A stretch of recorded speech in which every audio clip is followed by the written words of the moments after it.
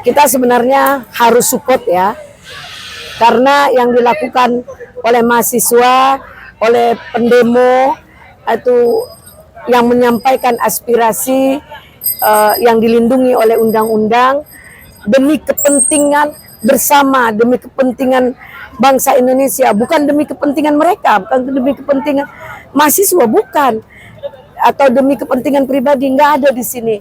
Jadi makanya kita dukung apa yang menjadi gagasan mereka, apa yang menjadi inspirasi mereka.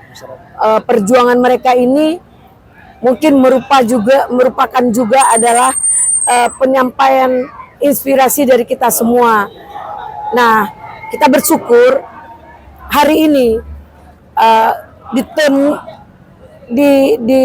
diterima oleh pejabat negara, yaitu Pak Sumidasko.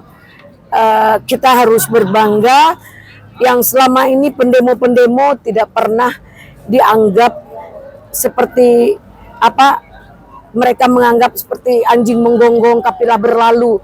Hari ini tidak dihargai. Hari ini sangat dihargai dengan mengajak duduk bersama apa yang menjadi keinginan, apa yang menjadi pokok utama dari perjuangan. Dan ini juga kalau saya nggak salah akan diumumkan hasilnya sekitar tanggal 15 Desember atau pertengahan Desember nanti. Tentu segala sesuatu tidak bisa hari ini diminta, hari ini juga diputuskan. Karena kita ini ada diatur dalam undang-undang dan semua ada tahapan dan butuh proses. Mari proses ini kita hargai, berjalan dengan baik, dan sekali lagi kita berikan apresiasi terhadap Sumidasko yang menghargai pendapat kita semua. Semoga Sumidasko yang lain juga akan lahir di Indonesia ini, agar kita bisa menjadi sebuah Indonesia yang bermartabat, bermarwah dalam penyampaian aspirasi yang dilindungi oleh undang-undang. Dan ini juga bukan kepentingan pribadi, ini kepentingan semua masyarakat. Bukan mereka lakukan ini bukan arogansi, cuman sebuah ketegasan harus di mana disampaikan bentuk keresahan masyarakat. Nah, mungkin dari sini silakan Adinda tambahkan sedikit. Ya, dari bentuk demo hari ini yaitu sudah sekian lama, dari sejak beberapa tahun lalu sudah direncanakan untuk terkait mengesahkan undang-undang perampasan aset, namun sampai saat ini kan belum juga disahkan, sehingga saudara-saudara kita seluruh Indonesia ini, semua masyarakat ini mereka semua resah. Akhirnya hari ini kan juga mereka demo bukan berarti untuk anarkis, bukan apa, mereka semua untuk menuntut keadilan. Nah, supaya undang-undang perampasan aset dan proses hukum mati bagi koruptor segera disahkan. Itu intinya. Ada tambahan? Ya, saya tambahkan, saya hanya menambahkan sedikit. Saya hanya menambahkan sedikit bahwasanya demonstrasi itu adalah bukan sekedar kerumunan masyarakat, tapi disinilah bahwasanya kita sedang memaksa pejabat kita untuk melihat dirinya sendiri atas koreksi dari setiap pekerjaannya. Jadi bahwa kita tahu bahwa demokrasi itu memiliki paradoks yang abadi, yaitu di mana masyarakat sebagai Kontrol sosial, sebagai dari tuan daripada pejabat ini, kita memiliki wakil-wakil di Dewan Perwakilan Rakyat ini yang memberikan legitimasi kepada mereka. Jadi setelah kekuasaan itu mulai lupa dengan legitimasinya bahwa itu berasal dari masyarakat yang sebagai tuannya, kita harus serentak untuk melakukan aksi, menyuarakan agar itu semuanya bisa berkeadilan terhadap masyarakat, baik itu pejabat maupun masyarakat. Oleh karena itu, bahwasanya demonstrasi hari ini kita lihat sendiri berjalan dengan baik, dengan ketertiban. Terima kasih.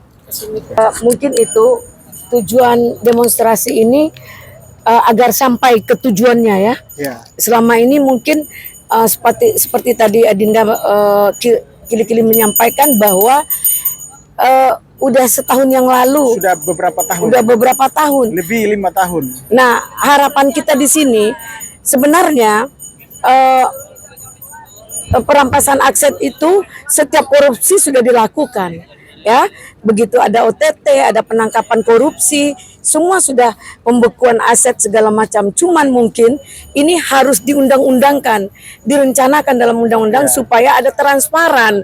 Aset itu umpamanya ada sekitar ditangkap aset yang dikorupsi 5 miliar yang sampai untuk store kepada negara, dikembalikan kepada negara, kececer di jalan bisa 1 miliar. Jadi ini untuk undang-undang perampasan aset ini merupakan transparansi tentang koruptor. Jadi begitu berapa yang nilai korupsi tadi, pembekuan dan diserahkan atau dikembalikan kepada pemerintah untuk dipergunakan kembali oleh rakyat. Jadi intinya korupsi itu merupakan membunuh kehidupan orang banyak. Karena demi kepentingan sendiri, memperkaya diri, sehingga masyarakat banyak yang kelaparan, banyak yang tidak dapat kehidupan yang layak. Nah, ini sudah sepatutnya RUU ini disahkan.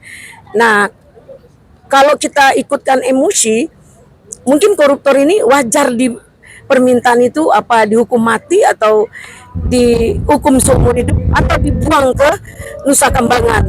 Jadi artinya begitulah geramnya kita dengan mereka-mereka yang sewenang-wenang dalam korupsi, mencari jalan untuk efek jera. Mungkin itu yang bisa kita sampaikan sore hari ini. Semoga apa yang menjadi dasar dari demonstrasi ini menyampaikan inspirasi dengan ketegasan, bukan dengan arogansi, dapat diterima untuk pemerintahan. Jadi kita ini ada kontrol, masyarakat adalah kontrol sosial. Jadi jangan DPR begitu duduk di sana dia merupakan kepentingan sendiri atau kelompok, padahal dia berada di sana kepentingan masyarakat, demi masyarakat, dan dia juga ada di sana karena masyarakat. Mungkin itu yang bisa saya sampaikan sore hari ini. Semoga apa yang menjadi pertemuan tadi, yaitu pertemuan Pati atau Batok namanya ya, itu dapat direalisasi dengan baik. Kalau nggak salah saya tanggal 15 Desember ke depan. Terima kasih, selamat sore. Seluruh rakyat Indonesia ya, lebih jelasnya seperti itu. Jadi bukan musuh warga Pati saja, tapi untuk seluruh masyarakat Indonesia. Koruptor musuh seluruh masyarakat Indonesia. Siap. Oke? Cukup Selamat sekian. sore.